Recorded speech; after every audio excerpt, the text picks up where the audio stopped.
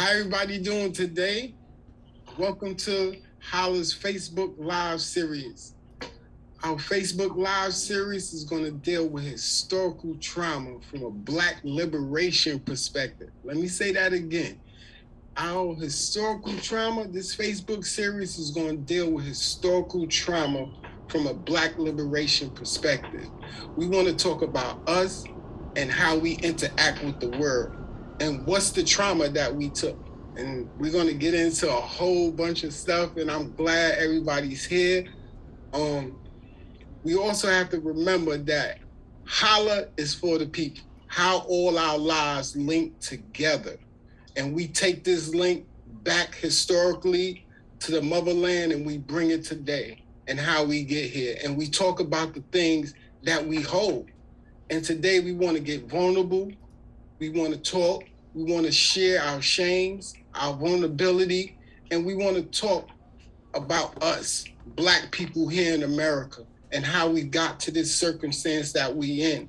And why we hear it all the time, why we can't get together, why she's so mean, why he acting like that. There's a reason for all of this. And today we're going to talk about the reason that we hold. A lot of y'all heard the song Erykah Badu, Bag Lady. And when you really understand that song, you understand that we carry bags with us. And those bags go through generational. So you pick up a bag that your great-great-grandmother might have. So you got to understand the bags that we hold as a people. And we got to understand the strength we hold as a people that keep us away from expressing ourselves truly.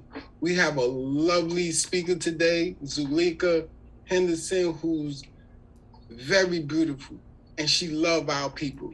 And is a saying I got from her, and is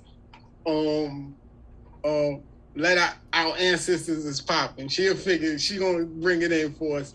But I just want to thank y'all. Stay tuned, and let's really, really get deep in this hour. We're gonna get deep. So sit back, get your coffee, your tea, your shake, your smoothie, and just listen and understand we're here for everybody. H.O.L.L.A, how all our lives link all together. How our lives link all together is about us, all right? And it's about us linking and understanding that the weakest link is our greatest downfall. So we want to get strong internally. And with that, I'm going to pass to my comrade, Alex, a.k.a. Toro, in the building. Let's give it up, Toro. Appreciate that. Thank you. So welcome again to me Facebook Live. Hope y'all feeling well. I'm going to take us through a pouring ritual called libations. This is an African tradition that's been going on for 300,000 years, maybe even longer. Not maybe, but probably even longer. And we do this so we could give offering to the ancestors and open up the ancestors outside of us and bring them in us and communicate with our ancestors so we could heal from the historical trauma, so we could understand how we can combat the war within us and around us in our communities, in society. And the ancestors are the keys. The ancestors know what we need. So we ask them to come into that space. And through this tradition, we do so.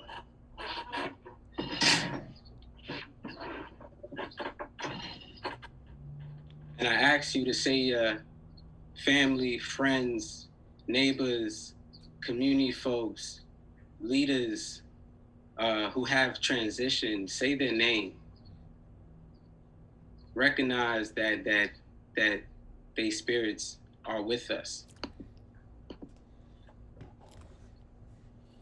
Star, Ida B. Wells, Paulo Ferri, Sam Daddy Sharp, Ricky A.R., Grace Lee Boggs, Steve Biko, El Yanga, As, the Gullah Geechee, Jomo Kenyatta, Winnie Mandela, Queen Nanny, Mother of the Maroons, Ella Baker, the Mau Mau Revolutionaries, Gabriel Praza, W.E. Du Bois, Dr. Betty Shabazz,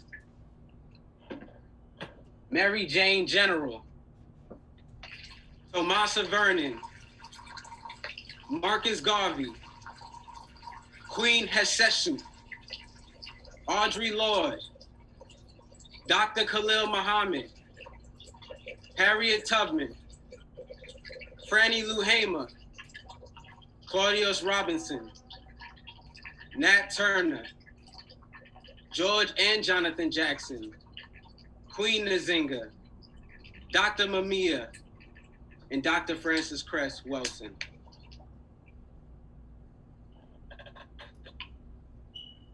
And we say Ashe, Ashe, Ashe, Ashe. Ashe. Thank you to the divine.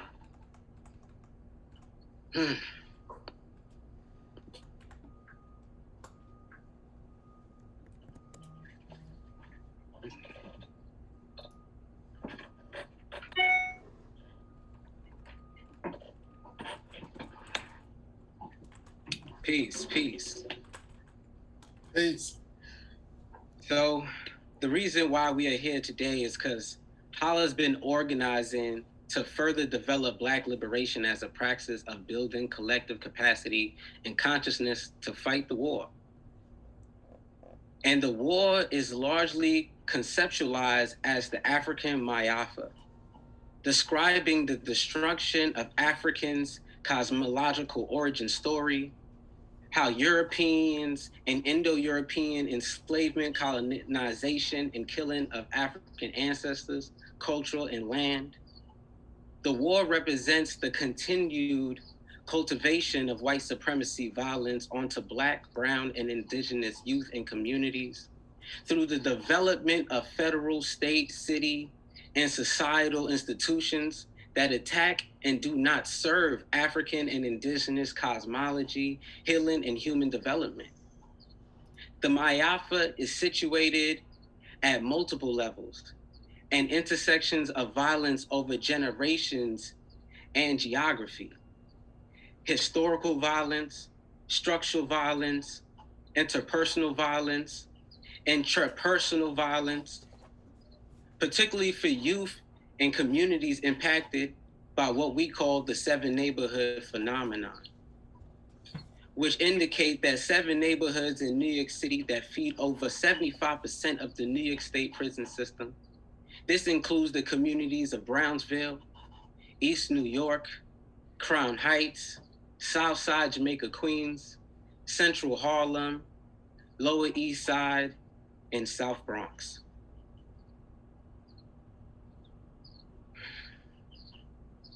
This project focuses on the historical violence as the major aspect of the war that prohibits Black youth and community from accessing healing powers for spiritual renewal towards Black liberation.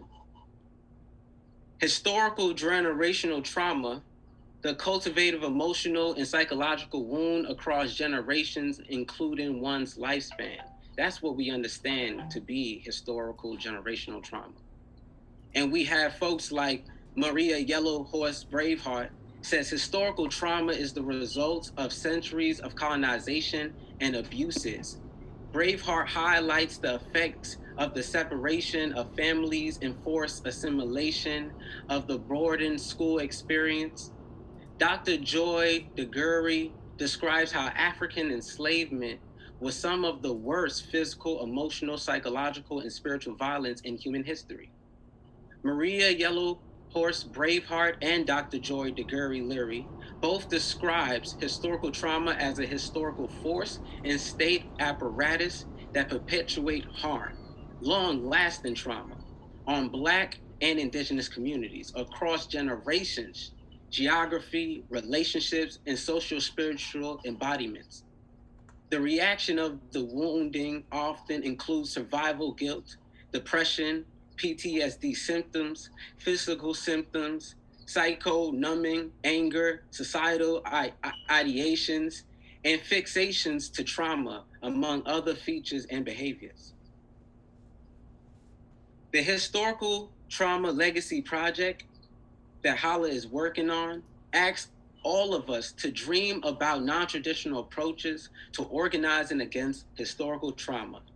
This project asks the epistemological question: what knowledge is gained when Black youth most impacted by the war lean into historical wounds for medicine? I ask that again. What knowledge is gained when Black youth most impacted by the war lean into historical wounds for medicine? We are organizing with our local New York City and grassroots communities, the different levels, in different levels, personally or family, local communities, different levels, ancestors, queer, different levels, people, personally, family, incarcerated, formerly incarcerated, collectively engaged in political education sessions, healing-centered youth organizing and co-creating sacred healing circles at multiple her historical sites, memorials where Black, brown, and Indigenous leaders, elders, and ancestors fought back and led from the war, such as going to Kemet, land of the Blacks, which the Greeks called Egypt, North Carolina, Tennessee, Mississippi, Atlanta, Alabama, South Carolina, Puerto Rico, Washington, D.C., Virginia, and the list goes on. This organizing project examines ways Black youth communities fight and heal from the war. We want to learn, document, preserve, and share experiences, learn lessons, rituals, and community strategies employed to study, fight, and heal from the war. Also, we are working towards H.O.L.L.A's grassroots movement Museum of Revolutionary Historical Consciousness. Gotta snap it up to that. As I say, we are trying to create an institution.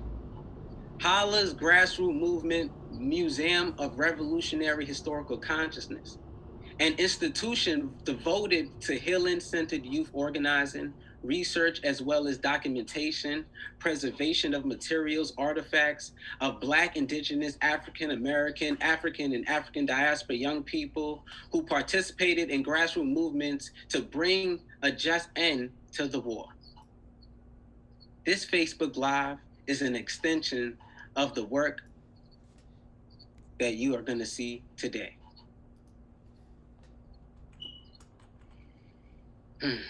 And now, as I express why we are here today and why we have created our Facebook Live series, I would love to introduce our panelists and the work that they do for our communities. Dr. Zuleka Henderson, who is a director of the Center for Wellbeing. And I just want to express from their own words for the community to hear it. The Center for Wellbeing is a place where we invite Black people to both discover and further harness the truth that healing is our own. The center exists so that as we get ready, there is a space that feels like our healing journey can happen. A space that doesn't reduce our healing to one undimensional thing, that doesn't describe well-being through a formula that is binary or linear, but rather one that can capture the unique expressions and pathways to access, experience, and express that wellness, and to be supported in that. Dr. Henderson was recruited from Columbia University to serve as a founding director of the Center for Wellbeing. The center is the culmination of her extensive academic and anti-racist work, translated into a living, breathing entity that centers the healing legacies of people of African descent. In her role at the center, she develops healing pathways that go beyond typical theory services. She curates collective experiences that create spaces for Black people to thrive. The center also works with nonprofits and corporations to develop well-being packages that include customized options for organizational level training, group wellness experience, and individual treatment for Black or Black people of color employees, hopefully laying the framework for their holistic well-being within that organization. And community, please give a warm welcome and a hand to Dr. Zuleka Henderson. Thank you, thank you.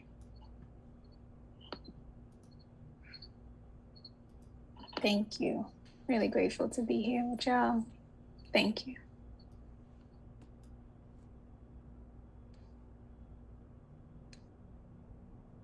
Would you like to share a little bit about yourself real quick?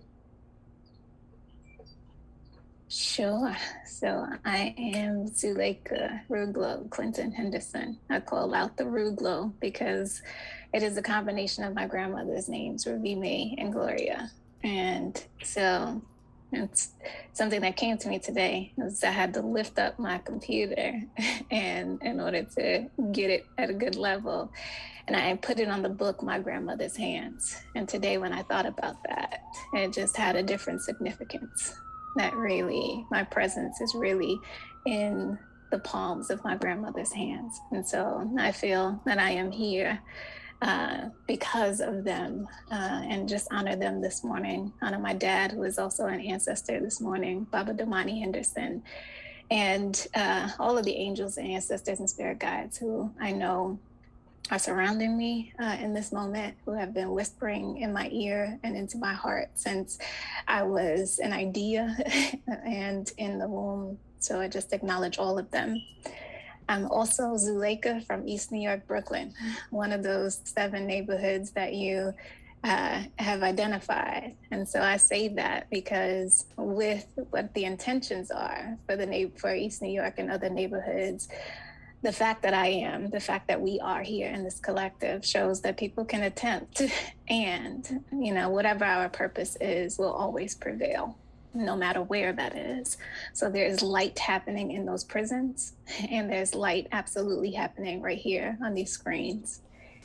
And the last thing I would say is that, as I grew to shed some of the layers of the way that historical trauma and ongoing mass group trauma has been internalized and realized in me, the way that I've grown to shed that is to identify that a purpose of mine, a reason for being, a thing that is a part of my unique thumbprint is to contribute to this space, these spaces where people are elevating healing and reminding our folks that healing is indeed our birthright. And so I typically declare that I, Dr. Zuleka Ruglo Henderson, am the possibility that all people of African ancestry will know that there are places to go to put, process, and transform pain and elevate joy in service of our personal and collective freedom.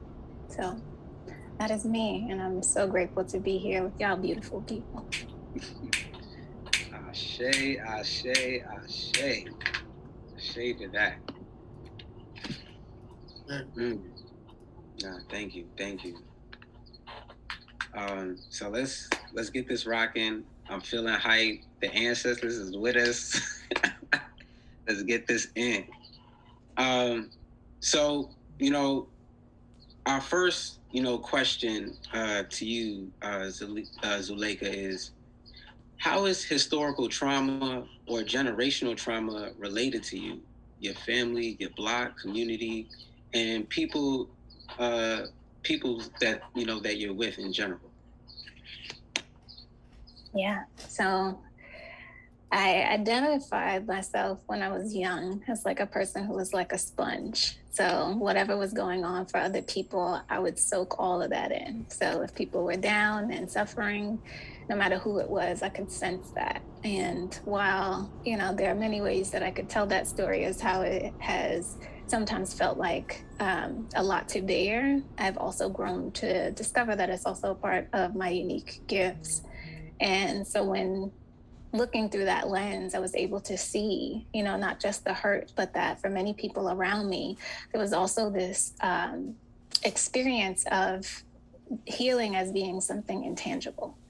That there was this idea that confronting pain was too overwhelming. And so I felt, and observed and witnessed, and a lot of people feeling like the only option was to actually live in that cloak of pain.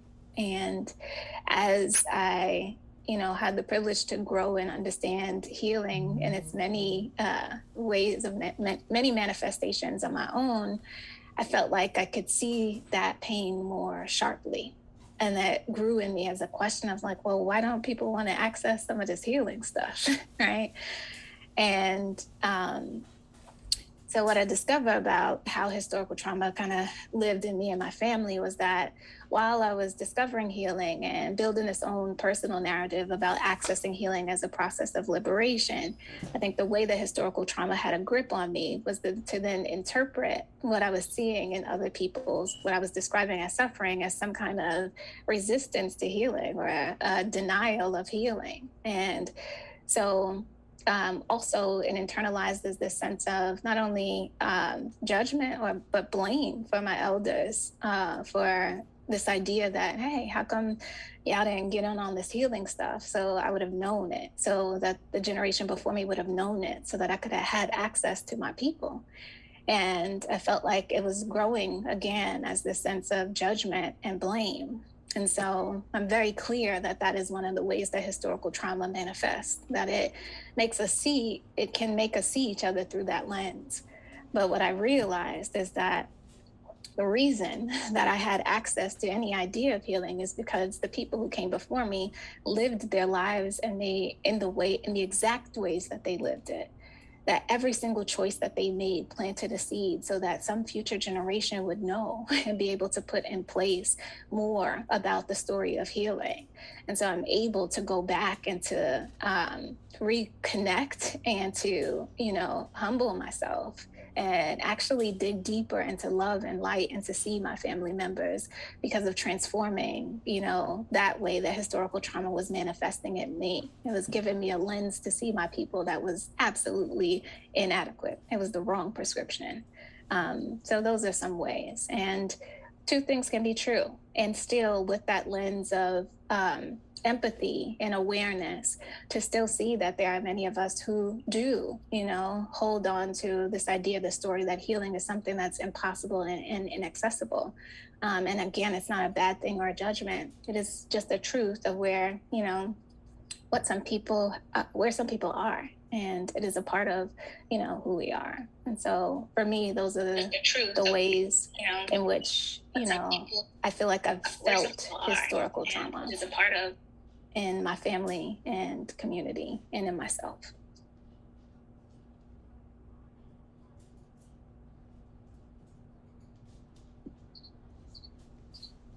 You're on mute, God.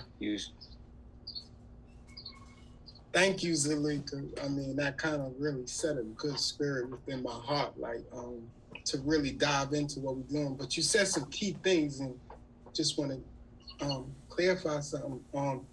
You said you began to see the pain when you was a child. Can you express how we can see the pain?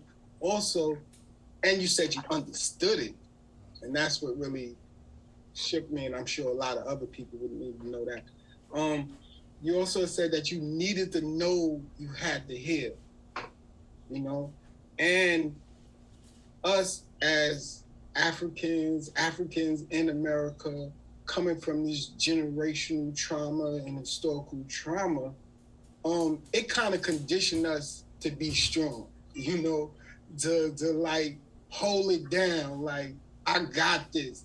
So how do we see it, as you say, know we need to be healed, and get away from this European mentality of we're not supposed to cry, we're not supposed to share, we're not supposed to let those bags go? Yeah, what you're describing is exactly how I was witnessing pain. It was in, oh, God don't give us more than we could bear. All of this stuff, I just got to take it and keep pushing. Or I have to be a matriarch for this whole family. So I can't grieve the loss of my husband. I can't focus on the trauma that happened to me because I got to, just keep pushing. That was one of the ways that I witnessed and experienced it. I also personally experienced it as the fact of that pushing through. I internalized it as that's creating a distance between me and the people that I needed. I felt like because they didn't feel the freedom to connect with their pain, that there was something that I wasn't able to get, that they couldn't see me, right? But I also, in like that sensitivity I had to their pain, there was something in me that suggested to myself that I needed to be a buffer, for that pain. So not only would I soak up the pain, but I would try to, through my identity in some way, be a source of relief for them. Again, what I, in hindsight also discovered was kind of a selfish motivation. And I was like, look, if y'all get y'all healing, then I could have my mama, I could have my daddy, I could have my grandmother in a different way. I could understand how to be me. I could understand how to deal with my insecurities. So when I'm, keeping it 1,000, it's like, hey, I want y'all to heal this stuff so I could be, a certain version of myself. And so I was seeing it in kind of that strength way. And I was seeing it as, look, healing requires going back and facing some of that stuff. And the darkness of that stuff is just too much. So my version of healing is to gain distance rather than to go face, So while people, were moving forward, there's the idea that your forward motion somehow can keep you from the impact of that past that you're trying to avoid. And what I know is that while you're moving forward, there's often a trail, a chain connecting you. And so that chain is the thing that actually needs to be broken. So to the first part of what you were saying, I feel like that's what I was observing, connected to the strength piece. And then Black God, remind me the second and third parts of your question, please. Now, dealing with the conditioning of this Western Hemisphere, that we're not, we got to hold it. Yeah. You touched on it, but I don't think we really understand the depths of that. How you could be going through hell, like suicidal thoughts and everything, and you won't share with nobody. Yeah.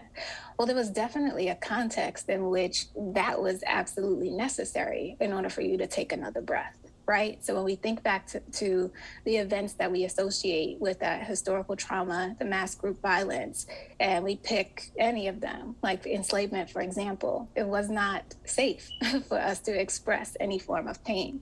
We had to, for their purposes, be seen as strong, right? Or risk, one, being separated from our families or further violence, right? So there was a context in which that suppression of pain was considered necessary for survival.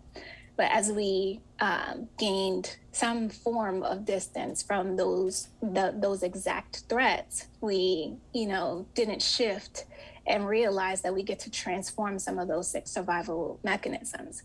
And so often out of protection for the generations that come after us, that we say, hey, here's how you got to survive, not realizing that there may be a different context. And so the rules might be able to be shifted. So it's not, and again, why I had to check my own judgment was it's not about some, lack of a desire to be well, but it's about our body going into protection mode. It's like, look, I know you're feeling these things, but I'm gonna need you to be quiet real quick so we can see 5 minutes from now. And I think that that's a part, absolutely a part of the design of historical trauma. But one piece that I love about us, and when my colleagues, Drs. Tricia Stevens, Dr. Anna Ortega-Williams, and Dr. Quinette Walton went back and remixed the conceptual model of historical trauma, one thing that was important for us to put back at the top of that model before entering at dominance and subjugation was our cultural and ancestral heritage.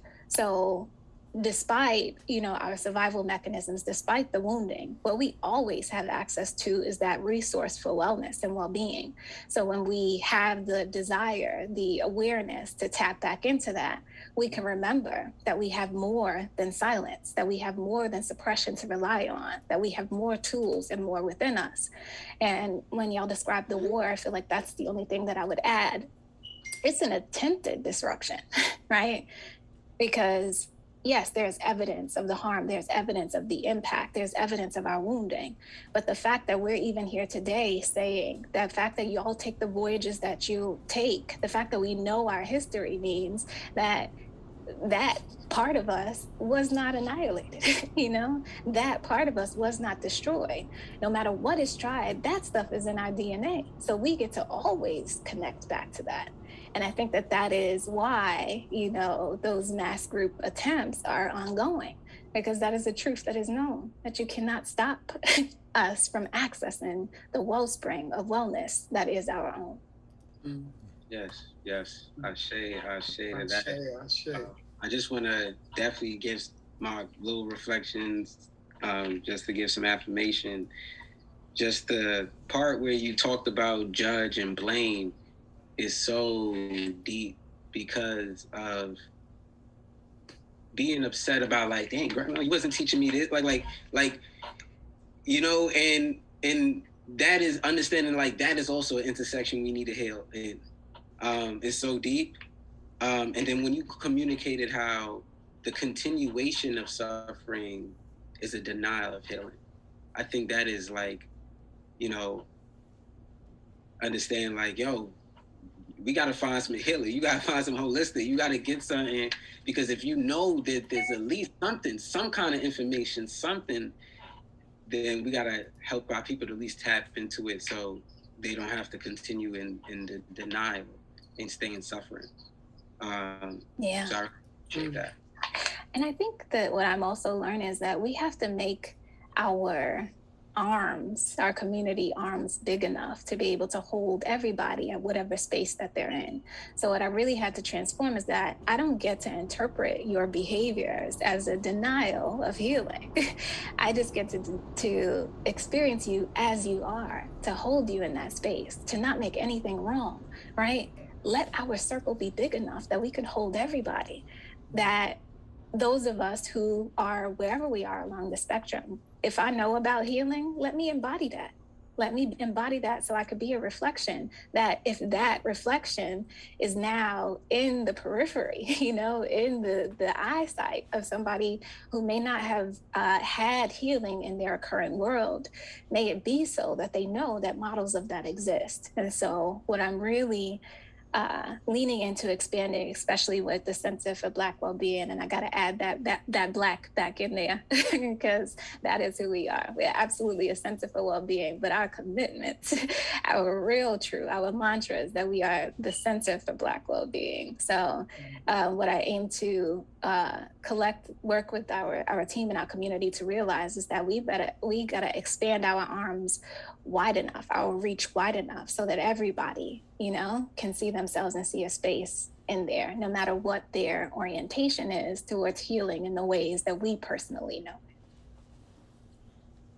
That's okay. We getting deep now. We getting deep.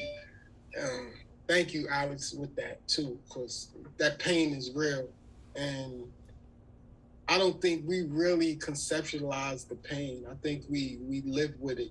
I think we kind of let it synergize within our well-being, and we think that we got it.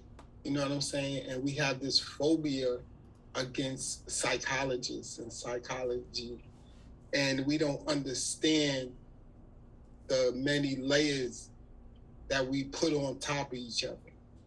And that's why we explode. That's why we sex addicted. That's why we alcoholic addicted, because we look for those spurts of pleasure to kind of calm that pain.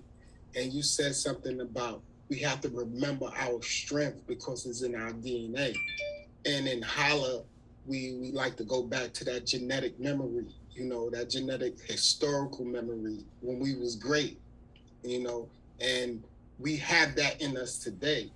So when we talk about the healing process, and in H.O.L.L.A, we also talk about healing is a process. We ain't gonna sit in no circle and you good in an hour or two. You know, it's a process of actually unreeling.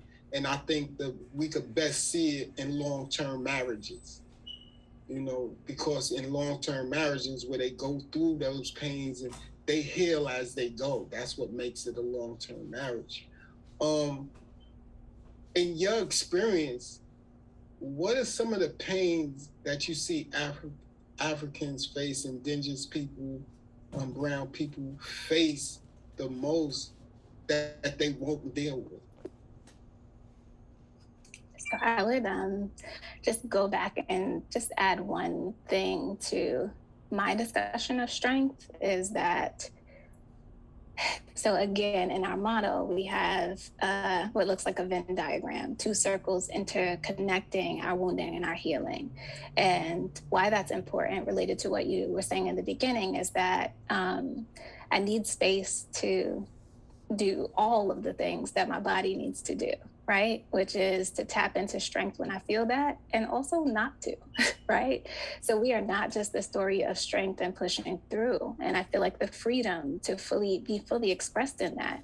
Like I can't do the healing stuff today, you know, I don't have that. And I really just need room to be and be fully expressed in whatever form of pain, you know. I need to be able to say, I'm out today, you know, I ain't got it, you know. And so I love that, again, in that model, but also in who we are, that we have space for that fullness, right? Knowing that we can be, that we have been that strength, and also that we don't have to be, you know, on in that way. And then related to the second part, what are people dealing with? I think most recently, many of us are having a really interesting experience of kind of a reckoning with ourselves, of asking, well, what actually matters? What am I here for? And how do I let go of the way that this world has socialized me to operate enough to jump 10 toes deep into my actual purpose, which feels like the pull of this moment. And so detaching from older rules and models that we've internalized to set ourselves free is something, whether that looks like setting ourselves free from relationships that we felt like we needed to stay in, setting ourselves free from negative, you know, beliefs about who we are, setting ourselves free from old ideas that we felt like we had to, you know, be loyal to. And so I think that the biggest thing that I'm seeing is that people have permission to tell the truth, you know, and to access that permission within themselves. I feel like people are struggling with the idea of not personally owning the permission, you know, to just be the full out who they are in this moment. We feel like we can't, you know, and it is that kind of stifling of the full expression of ourselves that I think is holding enough pain, creating a lot of pain, and also a struggle to be able to imagine a different future, like fear is working so hard, you know, and it's really doing a job because the fears that many of us are holding make us believe that there's only one outcome or limited outcomes of doom. But it's like, all right, cool. I see you, fear. I hear what you're trying to say. And the way that I know how our ancestors stood in the face of that form of devastation, and were able to imagine something new, is something that is still accessible to us. And so I feel like those are the things that I have ended up supporting people with, being able to have the freedom to name what's going on, to say, you know, people hurt me, this event hurt me, to be able to confront that and reconstruct a narrative to that, and then to imagine, you know, new possibilities for themselves.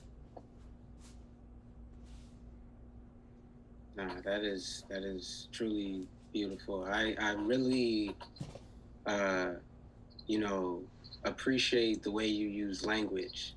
You know, when you say, you know, set yourself free. That feels lighter. I feel like definitely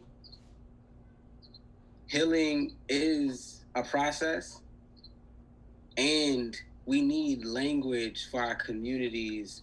So it's like changing, like when you changing a narrative of what's, we need to figure out what is the message that we have to tell our communities so they understand, like, no, this process is good. Like earlier today, I was trying to tell my mom, I'm like, yo, mom, you may need to go on a fast because you can heal your own body. You don't need to be going on, like, if we get these greens and we do our liver flush, get an enema popping, I don't know, we gonna probably heal ourselves and we ain't even gotta go to the doctor, and it's just figuring out what's the language I gotta say to tell her, like, yo, vegetables and greens is good. Like, this raw diet for 2 weeks is gonna be official. Like, like you're gonna lose mad weight. Like, I don't know what to say, but I like appreciate when you say set yourself free, because I feel like sometimes some words like let that shit go, or like let it go, like sometimes may not be. It sounds much more on a tougher level, but when you say set yourself free, it gives somebody more of an opportunity to feel lighter. Don't get it twisted. And sometimes I be saying, let that shit go too. Right? So, because sometimes people, like, we don't just need one thing and we don't need it to just sound one way, that people, the thing that's going to be the connection point to somebody's healing can be different. It's like, the whole conversation around love languages. I need that thing to speak to me in the way that resonates with who I am. And so, I love that it can be both and. Because for some of us, it needs to, it needs to be so that our spirits will really hear that.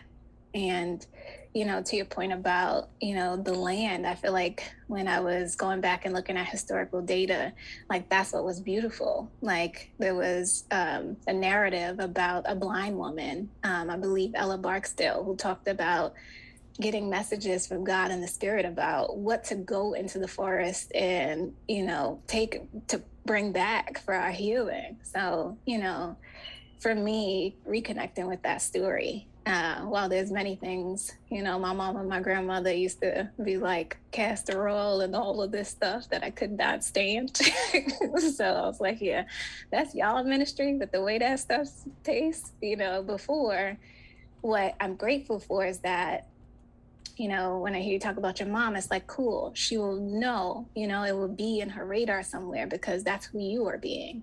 And if that becomes accessible to her, she might reach back for that. Or she might come knock on the door and be like, all right, today's this day. What's this green stuff you were saying?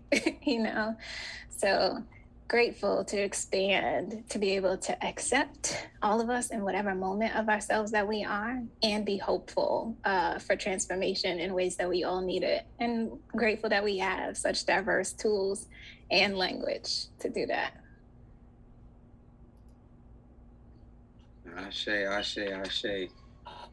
Go ahead, Black. Sorry. You on mute too. I'm all over the place right now, so y'all gotta excuse me, man. I'm in Africa. I'm hugging my grandmother. I'm crying. I'm doing a lot right now. But staying on course. Where have you seen historical trauma, generational trauma in your life, in your family, in your neighborhood, in your community? And what's become prevalent? In my body, that stuff has existed as not knowing who I am.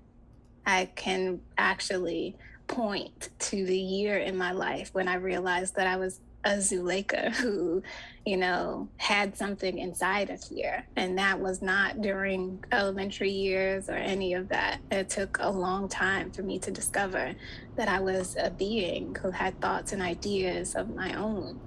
It's a journey, even in terms of embracing my own sense of self-worth. Like that is a part of how historical trauma has lived in me, that the self-deprecating thoughts that I've rubbed up against, or the questioning gaze that I've had when looking at myself, that is how historical trauma has lived in me. The comparison, the silencing of myself and my own needs. Sometimes the thought of being in service of others, other times because I was questioning whether or not what I was thinking and had to say was of value. That is a part of how historical trauma has lived in me. It has created this need for self-discovery that I'm just now launching into in a new way.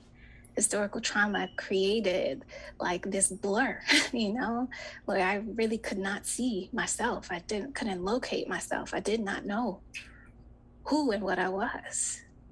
And what I'm discovering is that this person that stands before you, that I'm just now launching into, with the mission and purpose that I'm able to declare, that is what was on the other side of all of that.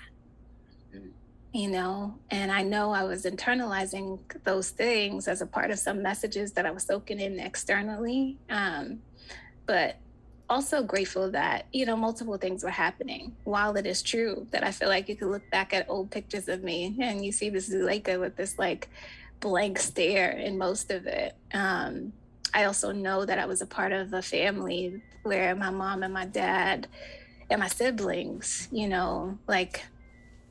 were planting seeds at the time that really helped connect me to, have enough stuff again in my view that I could come back to. So my mom, was a very learned person who took us to all kind of places. We were doing Agnihotra ceremonies on the porch. We were doing going to, Yoruba spaces and like going to all these places, never identifying as any specific, way of practice, but just exposed to those things.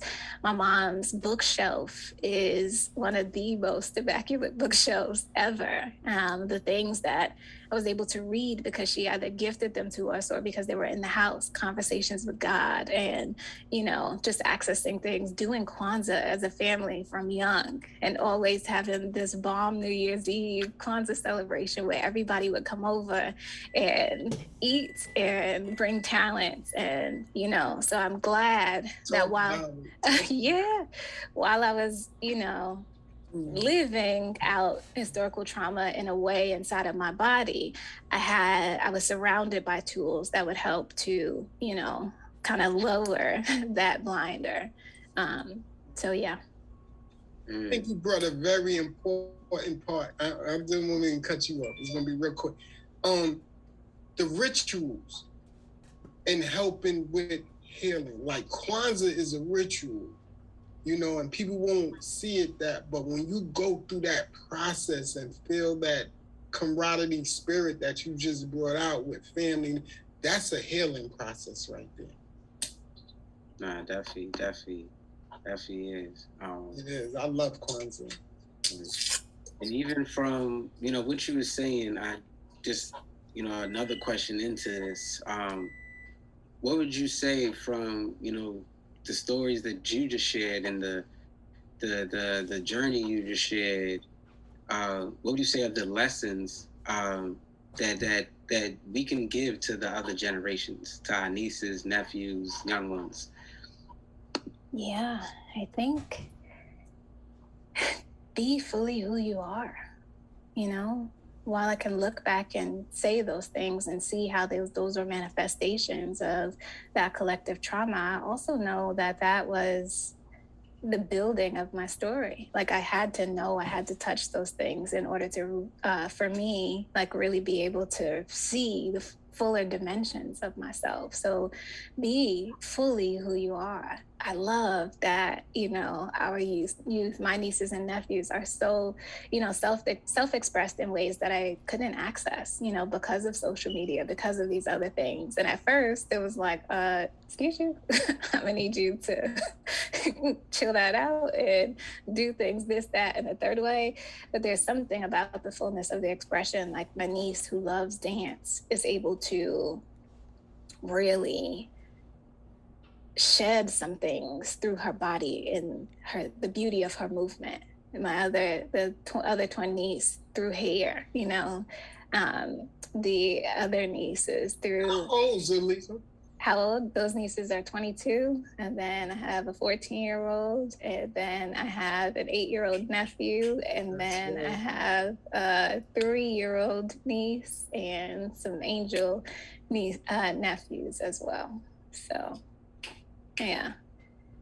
But being fully, who they are, I think there's also this thing, I think when we see each other, when we see the elders and we see their pain, sometimes we feel like we have to go into silence mode in our own lives so that we don't add to the burden of what they're going through. And we enter this pattern from young of not saying, of not speaking up, of not, having a community of voice where we get to start sharing, oh yeah, that, kind of affected, and even I'm not acting like I don't know, how some of our Black households go, that you better watch your mouth and all those things. So I know that there are some of those things which, we have that make it feel like it's not okay to be fully self-expressed, but dig into whatever outlet seems available to you. Like you said, get that shit out,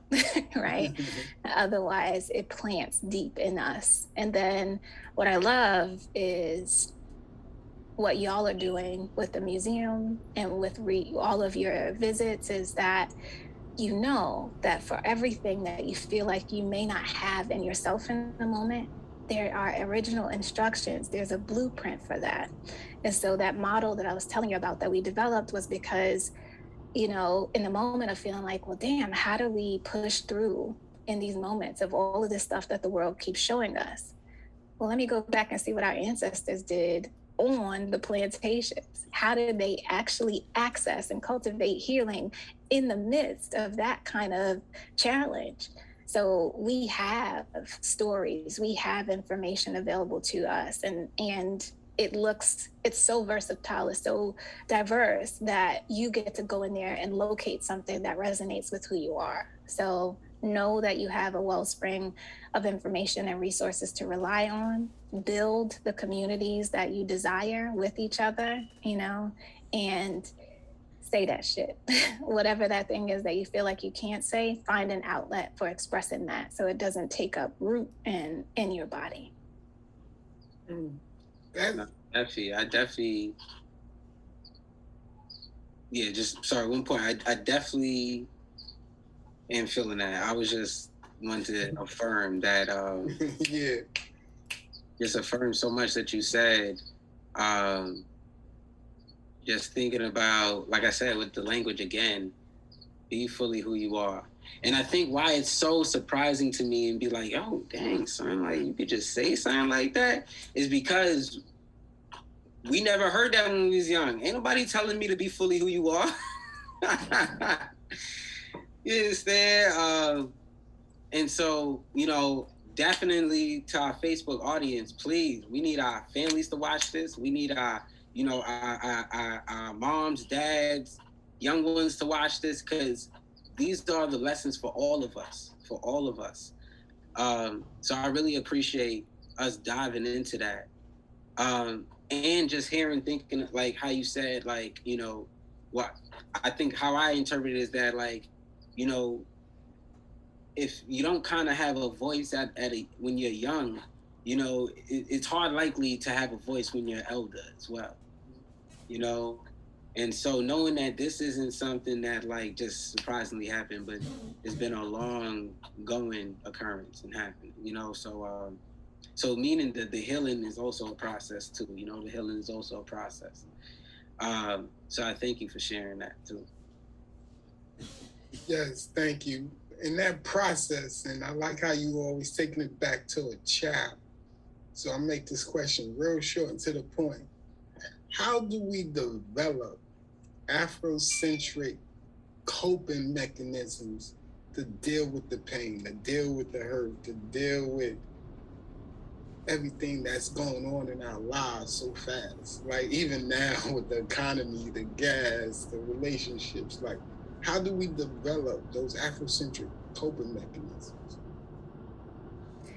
Yeah, I think it's important to like really gauge and get clear about what we mean by coping, right? Because that tells us, well, what is the thing that I'm trying to do, right? Am I just trying to figure out how to make it from today to tomorrow with bad news? Am I trying to figure out how to, deal with the, snowball effect of thoughts that come up when something, happens, when resources are low, right? So really getting clear about, well, what is the thing that I'm trying to do, be or access in that moment?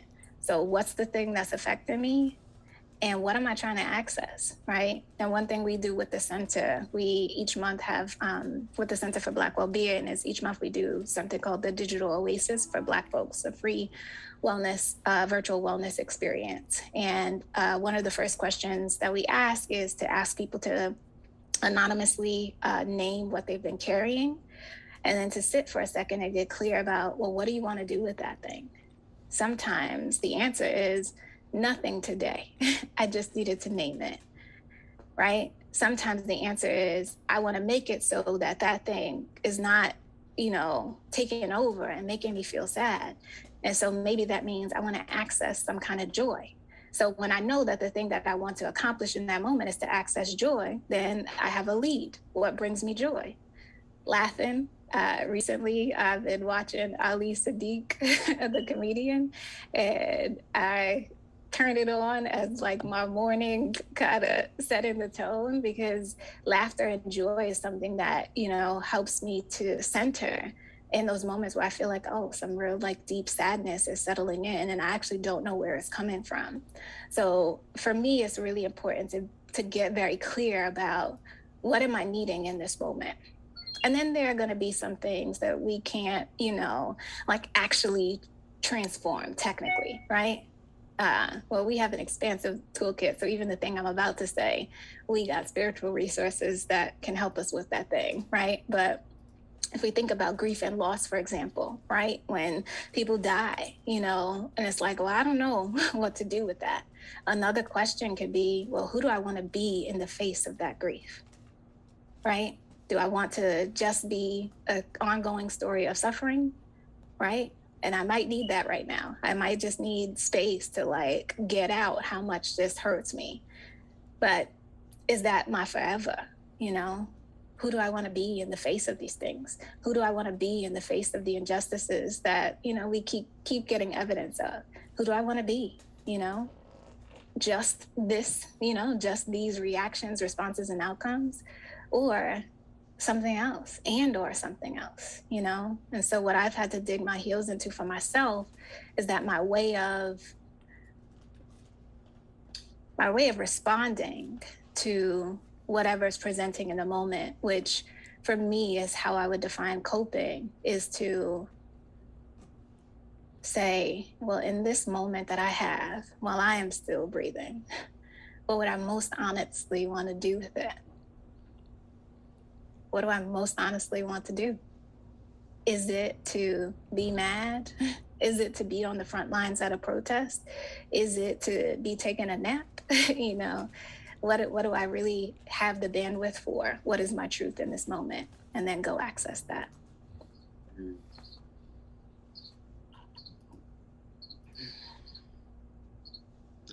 So how about if you just want to talk?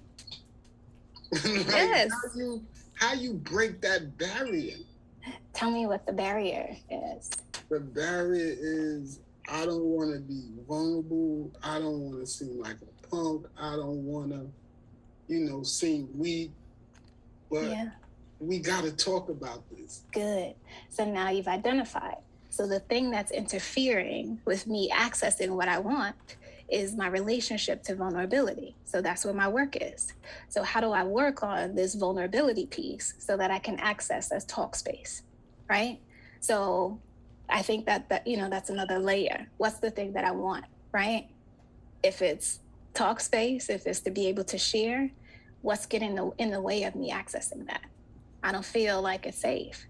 Then that's the area, right? So it's like, where can I find a space to work on this thing of vulnerability?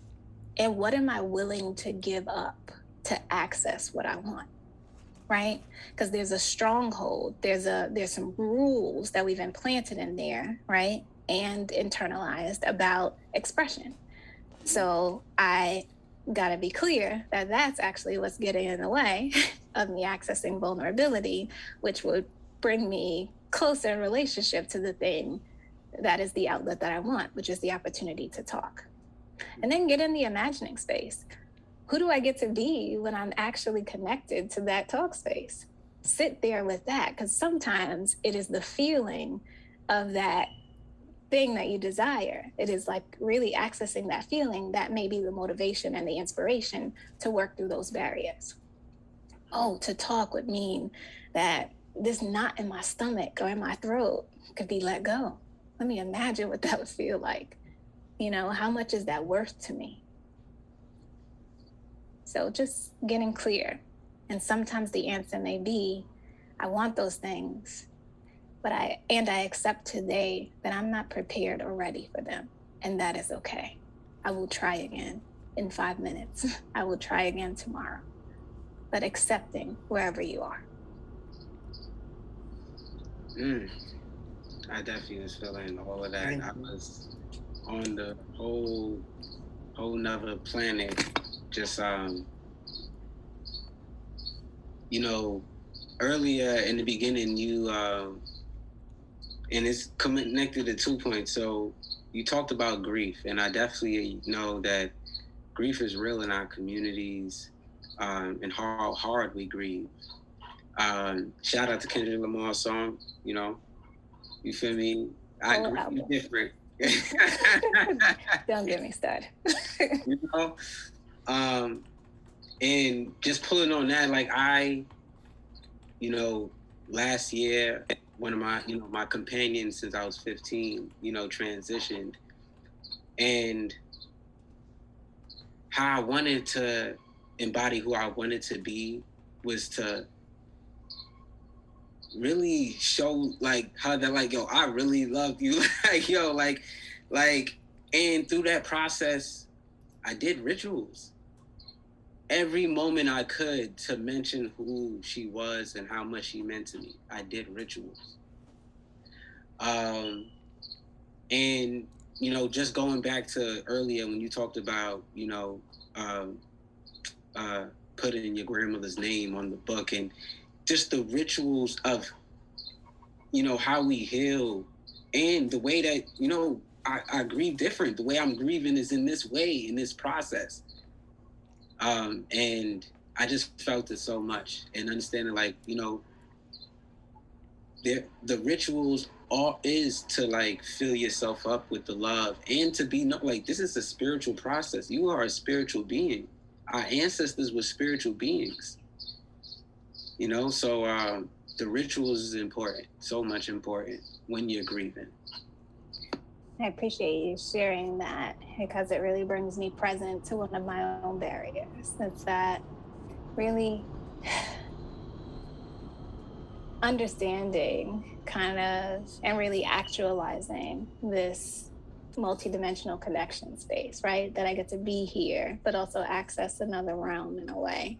And, using the spiritual gifts that our ancestors have made us aware of, that it's like, I know we could do some stuff. And I know that the real human Zuleka, has some fears, has some concerns, has put up some roadblocks. And so, even connected to Black God's conversation and question earlier, I appreciate you sharing that because it really brings me close to what am I willing to give up in order to like have some expansive play space in my grief, to like really access all that we have, so something that I've been remembering to ask myself is, well, what are my beliefs about life and death? Because in the moment of a loss, that's what's activated, right? And so like, getting clear about the frameworks that govern, who we are in certain circumstances, especially our grief. And I think that's really important for us, especially the way that we are connecting with so much death, especially via social media, seeing it in different ways. We need to be able to hold on to our social, spiritual, and cultural framings so that, just the news of things doesn't get to take over our true understanding of whatever it is that we're witnessing or experiencing. So remembering in those moments of the news and all of the reactions to say, and what I know to be true about myself is that in addition to what I'm seeing, I get to have an experience, a response to that includes, that situates, that centers my full framing of life, loss, and death, and our cosmological framework at the same time, so that I have more options for emotions to display. I'm absolutely outraged at injustice and racism. All of the oppressions don't get to rob me of my spiritual understandings of life and death at the same time. So I can hold all of those things, and my grief gets to be more full and filling and refueling, by giving myself permission to do all of that.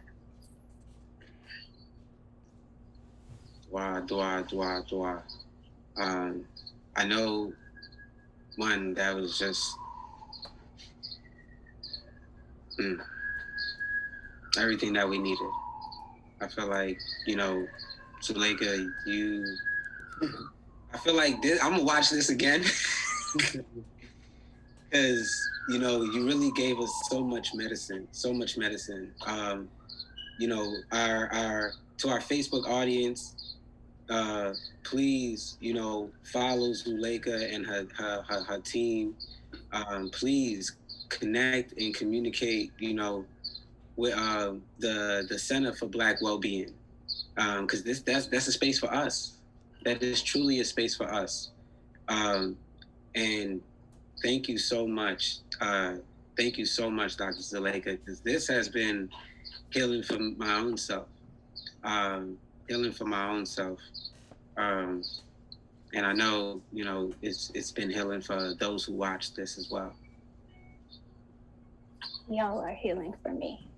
Y'all are so beautiful to me.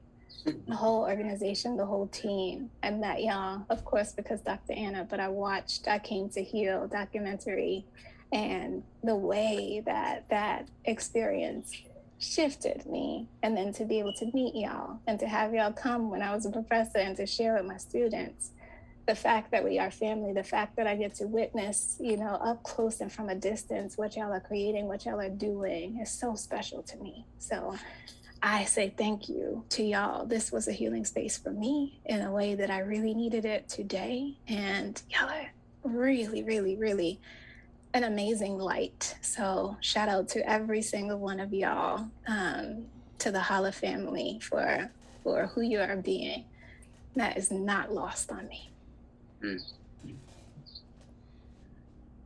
Thank you. I just want to say, man, it's always a pleasure to speak with you, and I wish I could talk to everybody like I talk to you and get it out, because you got a soothing presence, and we feel the embrace and the caring and the love and the sincerity, and I think you are an addition to our race. Thank you for being you. Thank you for just sharing your knowledge, because so many times people get this knowledge and they can't get it back in our words. You know what I'm saying? And for you to give it to us in how we need it in layman terms, it means a lot. And historically, we got a lot of work to do. And I say historically because the past done hurt us.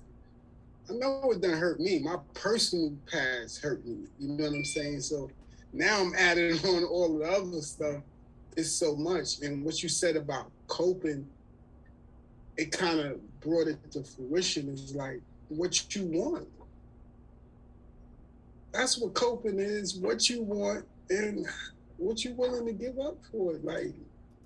You can get past that, because this is where you're going to go once you get past it. So give it up. Stop being tough. I told my significant other, yo, I'm from Brooklyn. I went to jail for this long, and I did this, and I'm tough. And I said, yo, but I'm a punk, because I don't talk. I don't open my mouth. I'm gonna end with that. Thank you. Thank you. And ain't no punks over here. Because when you got the awareness, that ain't no punk shit. So. Right. It's a fact. Ain't no punk. Nah. This has been Nepherific. I am so hyped that, our communities get to use this as a tool for their own medicine and their own well-being. Facebook Live community, thank you for, just having this time with us. Shout out to the Center for Black WellBeing. Shout out to H.O.L.L.A. Shout out to Isaac on the tech. Come on, man. We just been doing this, and please come to the next one, our next Facebook Live. We're going to be throwing up a lot of posts about the next one. So please stay tuned to this Facebook series on healing from historical trauma from a Black African historical perspective.